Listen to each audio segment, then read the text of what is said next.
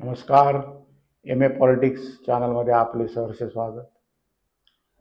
महाराष्ट्राच्या राजकारणामध्ये एक 3 ब्रँड अत्यंत महत्त्वपूर्ण आहेत. हे 3 ब्रँड म्हणजे पवार, ठाकरे आणि मुंडे. यापैकी पवार आणि ठाकरे ब्रँड संपवण्याचा प्रयत्न चालू आहे का, अशा प्रकारचा प्रश्न एका मुलाखतीमध्ये माननीय राज ठाकरे यांना विचारण्यात आला आणि त्यांनी त्याची कबुली देखील दिली की पवार आणि ठाकरे ब्रँड संपवण्याचा प्रयत्न चालू आहे, परंतु हा ब्रँड कधी संपणार नाही. अगदी त्यांचं म्हणणं बरोबर आहे, कारण पवार ठाकरे ब्रँड हा कधीही संपू शकणार नाही. तिने किती प्रयत्न केले तरी देखील हा ब्रँड संपणं अत्यंत कठीण आहे. महाराष्ट्राच्या राजकारणामध्ये 1970 सालापासून माननीय शरद पवार आणि बाळासाहेब ठाकरे यांनी वाटचाल सुरू केली आणि ती आज तागायत त्यांच्या आता पुढची पिढी ही राजकारणामध्ये आता स्थिर स्थावर झाली आहे. माननीय शरद पवार आणि बाळासाहेब ठाकरे यांनी स्वतःच राजकारणामध्ये एक फार मोठं उत्तुंग झेप घेतलीच, त्याचबरोबर आपल्या सहकार्यांना देखील त्यांनी राजकारणामध्ये स्थिर स्थावर केले.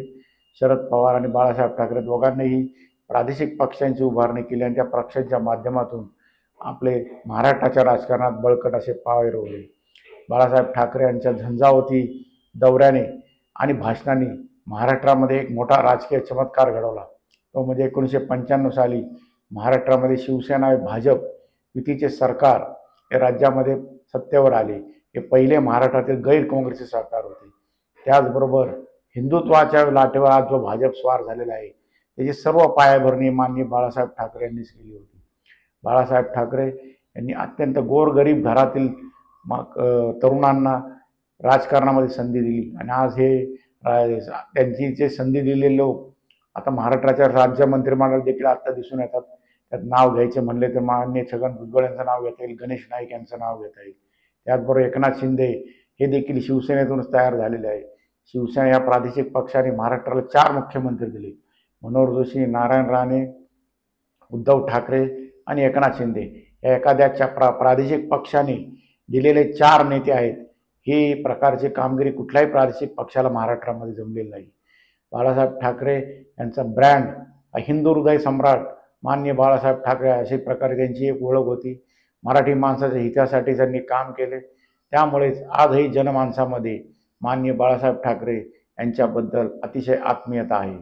मुंबई घराण्यांमध्ये तर बाळासाहेब ठाकरे यांच्याबद्दल फारच कणव अशी आहे. त्यामुळे सातत्याने मुंबईकर शिवसेनेला निवडून देत असतात. परंतु 2019 सालानंतर हे राजकीय स्थिती फार बदललेली आहे.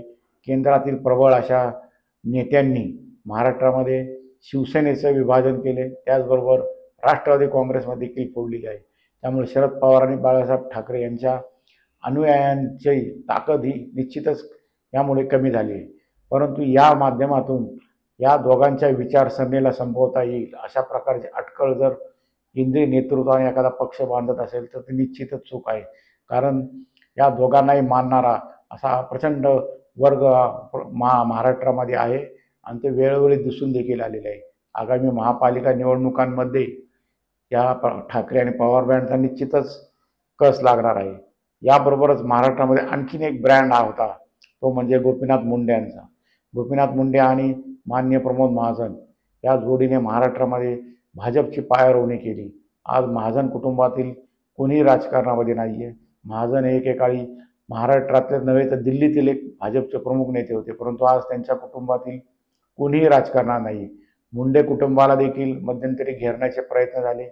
पंकजा मुंडे यांचा लोकसभेत पराभव झाला. आज त्या राज्य मंत्रिमंडळात आहेत, परंतु त्या राज्य मंत्रिमंडळात असताना दुसरीकडे धनंजय मुंडे यांना देखील एका प्रकरणामध्ये गोवण्यात आले. त्यामुळे आज धनंजय मुंडे यांची थोडीशी पिछाड झाल्याचे दिसून येते.